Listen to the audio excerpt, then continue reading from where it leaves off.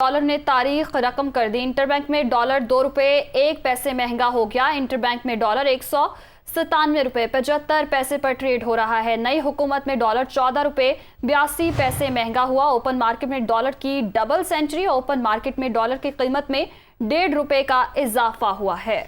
इसी तरह open market में डॉलर 200 रुपये 50 पैसे पर फरोख्त हो रहा है। तो रुपये की कदर मुसलसल गिरती जा रही है। डॉलर मुसलसल ऊंची उड़ान पर है और आज डॉलर ने तारीख रकम की है। इंटरबैंक में डॉलर मजीद 2 रुपये 1 पैसे महंगा हुआ है। इसके साथ इंटरबैंक में डॉलर 197 रुपये 75 पैसे पर ट्रेड हो रहा है।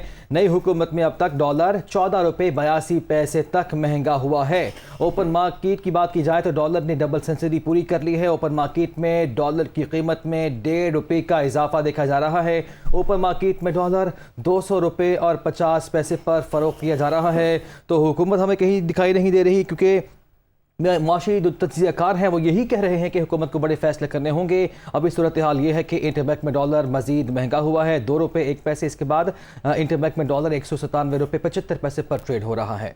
जी बिल्कुल, डॉलर मजीद तगड़ा होता जा रहा है और रुपए की कदर में कमी आ रही है। इसी हवाले से तफसीलात जानेंगे तारिक गौरी से। जी तारिक, बताइएगा। जी बिल्कुल, रुपया अपनी कदर खो रहा है और डॉलर दिन बर दिन जान पकड़ता जा रहा है। और उसकी सबसे बड़ी वजूहात में से एक वजह तो यह है कि हुकूमत IMF शराइत पर मनोवन अमल करते हुए सब्सिडीज़ का ख़ात्मा कर दे। और आज के दिन जो मुज़ाकरात होने की तरफ जा रहे हैं उसमें सबसे बड़ी शर्त तो सब्सिडी का ख़ात्मा ही है। इन तमाम सूरत हाल में बात करने के लिए हमारे साथ मौजूद हैं शहरियार भट्ट साहब, जो कि माहिर माशात हैं। शहरियार, ये बताएं कि इस वक्त की सिचुएशन को आप कैसा देखते हैं और इसका हल क्या है?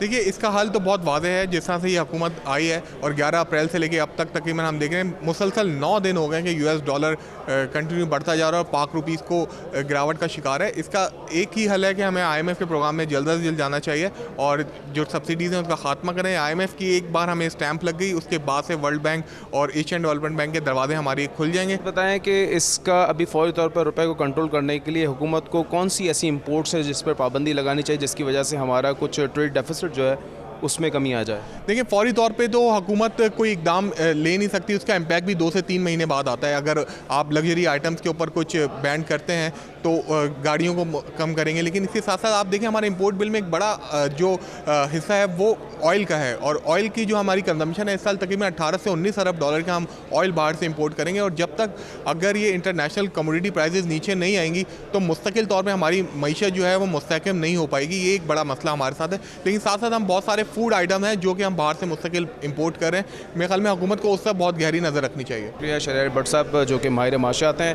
हमारे साथ मौजूद थे, जो कि हमें बता रहे थे कि इस वक्त रुपए को मुस्तहकम करने के लिए कौन कौन से इक़दाम हैं, जिसमें उन्होंने सरफ़हरिस्त कहा कि IMF प्रोग्राम के अंदर किसी भी सूरत में शराइत को मानकर एक सख्त फैसला करना पड़ेगा हुकूमत को। इसके अलावा जो है जो लॉन्ग टर्म के लिए 3 महीने 4 महीने के लिए उसमें इंपोर्ट में जो लग्जरी आइटम्स हैं उस पर भी कुछ पाबंदियां लगानी पड़ेगी, जिसकी वजह से हम देखेंगे कि रुपये में कुछ हद तक रुपया मुस्तहकम हो सकता है और डॉलर की कीमत जो है वो कम हो सकती है। जी।